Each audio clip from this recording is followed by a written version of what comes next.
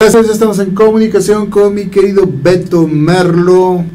hasta allá, hasta Puebla. Mi querido Beto, es un gusto volver a tener tu participación, después de que entendemos tuviste algunos problemitas ahí logísticos hace 8 días, pero ya estás aquí, eso es lo bueno. Lecciones políticas, que deja también, pues fue un terremoto también para la política, que deja muchos damnificados en ese sector. Mi querido Beto, ¿cómo estás?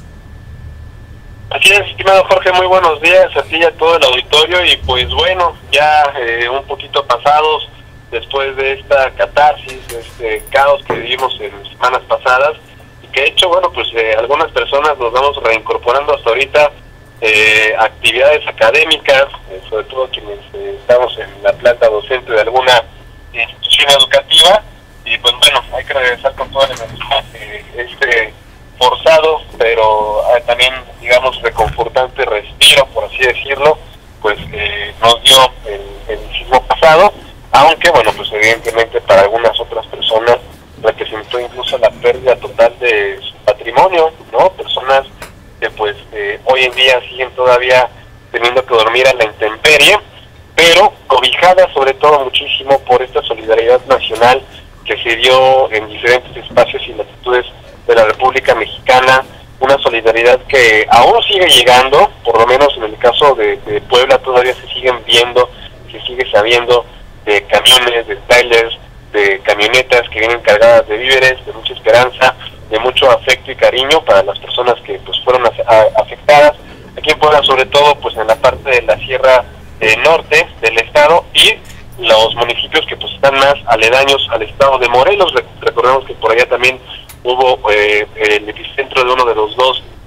sismos, y pues bueno, creo que también es muy importante poder comenzar a rescatar algunas de las lecciones políticas, como bien decíamos al inicio, que nos deja el temblor. La primera es que pues México siempre se ha caracterizado, por ser un país sumamente fraterno y sumamente solidario. Vaya, este México del que estuvo hablando la comunidad internacional, la prensa internacional, sobre todo esta labor de los medios de comunicación por cubrir todo lo que aconteció en los días pasados como respuesta a este temblor, es justamente el México del que siempre se habla en los momentos difíciles, del México del que siempre se habla cuando las coyunturas políticas, sociales y económicas pues se ponen bastante duras, ¿no? Sea, por supuesto, en el caso del escenario nacional o en apoyo y pues en solidaridad también con algún otro país que lo necesite. Este México es justamente el que nos hace o nos podría hacer pensar que los grandes cambios y las grandes transformaciones políticas pueden venir muy pronto para el país, y además que van a venir con muchísima intensidad. Es decir, vimos que pues con muchísima autonomía, con total independencia del gobierno, la sociedad civil comenzó a articularse para poder dar respuesta a esta catástrofe. Y que sí, es cierto, tal vez faltó un poco de organización, sí, es cierto, tal vez nos faltó encontrar a través de la inteligencia colectiva los medios adecuados de comunicación para poder hacer que la información de las zonas afectadas pudiera fluir de manera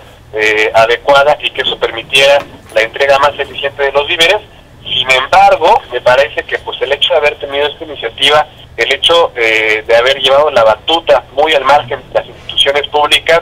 que no es que no tengan un trabajo y una responsabilidad específica dentro de todo este caos, sino más bien es que parece, o queda más que claro, que fueron rebasadas, pues no, eso es muy independiente de la excelente respuesta o la capacidad de respuesta de la sociedad civil en México. Y esto tiene mucho que ver, pues, por supuesto, con un tema crucial, con esta protección civil y sobre todo con el municipalismo en México. Vaya, está más claro también que los ayuntamientos, aunque son la primera línea de gobierno del sistema político mexicano, también son, digamos, pues los peones más débiles dentro de todo este esquema administrativo y financiero de lo público. ¿A qué me refiero con esto? A que, bueno, pues evidentemente quienes pudimos seguir algunas de las transmisiones, incluso desde el temblor antepasado que tuvo epicentro en Oaxaca, todos vimos esta transmisión de Juchitán prácticamente destruido, pues nos pudimos dar cuenta que prácticamente los cuerpos de emergencia, de urgencias médicas, de protección civil, de bomberos, de policía y tránsito municipal, se vieron completamente rebasados por las exigencias del momento. Esto por muchas otras cuestiones, por supuesto también es un tema de corrupción de fondo. Dicho sea de paso, por ahí GAI se acaba de revelar una encuesta en donde el 62% de los mexicanos se opone a que sea el propio gobierno quien administre los recursos de la reconstrucción. Pero bueno, en la corrupción es también una parte pequeña pero muy importante de esto. Sin embargo, tiene más bien que ver con la poca visión o la falta de visión de los gobiernos municipales en apostar en aquello que a lo mejor sí no implica algún tipo de retribución política electoral de manera inmediata, pero que en caso de contingencias pues se vuelve más que indispensable, sobre todo porque lo que está de por medio no son las elecciones o no están los votos, sino más bien lo que está de por medio es nada más y nada menos que vidas humanas. Entonces es muy triste darnos cuenta, por ejemplo, que incluso en el caso de Puebla Capital,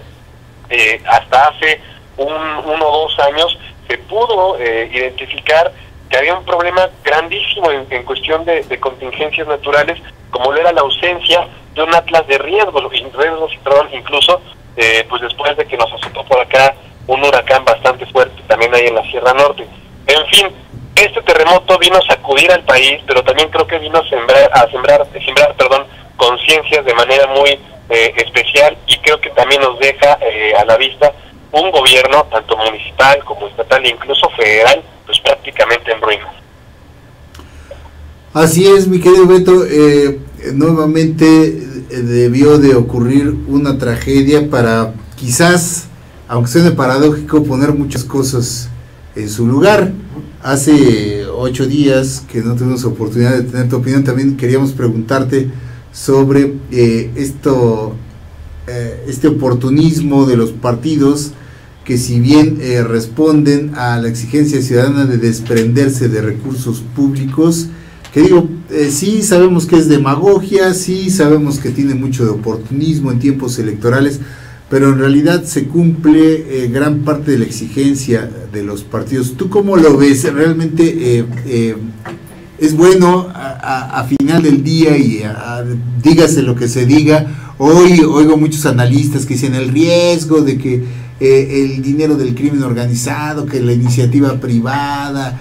controle a los partidos. De cualquier forma los partidos lo hacen, reciben dinero de todos lados y aparte el financiamiento público. ¿Tú cómo lo ves, mi Beto?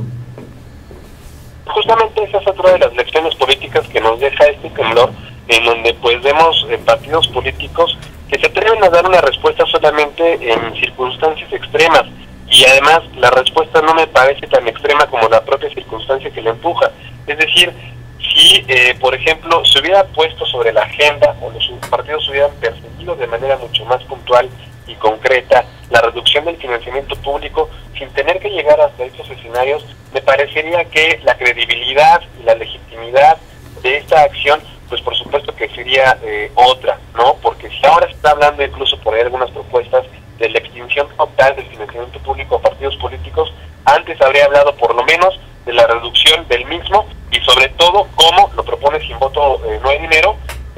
la vinculación de este financiamiento público a los votos válidos emitidos que recibe cada partido político. Es decir, sí, evidentemente existe una respuesta, pero que también tiene por delante muchísimo, un rostro de muchísimo oportunismo y pues de buscar sacar raja política de esto. Es más, el problema me parece que hay en esta coyuntura de las propuestas que se han visto por parte de los partidos políticos en este tema, pues es bastante acelerada, y me parece que son propuestas que tendrían que discutirse sobre la mesa con un análisis serio, con un análisis profundo, con un análisis transparente y sobre todo abierto y de cara a la sociedad. Creo que al momento los partidos políticos se han quedado cortos en su estrategia de comunicación política acerca de, bueno, ¿por qué están proponiendo esto específicamente? ¿Y en qué contrasta su propuesta con las de los otros partidos políticos? Porque, pues es decir, el PRI incluso extiende un poco más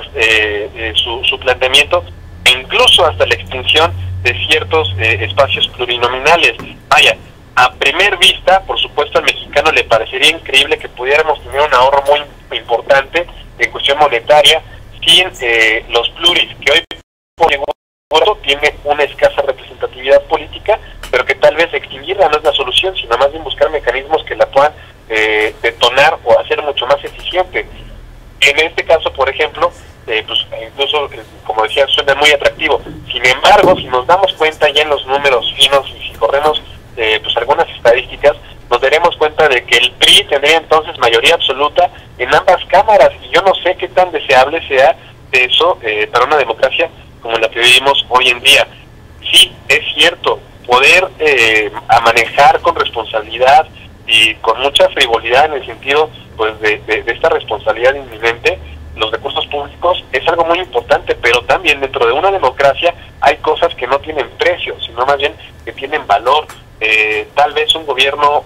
unificado, como así se llama en cuestión de ciencia política, en donde el partido en el poder ejecutivo también tiene las dos cámaras, no sé qué tan conveniente habría sido, sobre todo en este contexto de las reformas estructurales. Entonces, más bien, se trata de poder ir generando los espacios de diálogos necesarios para que justamente no sea solamente demagogia, sino una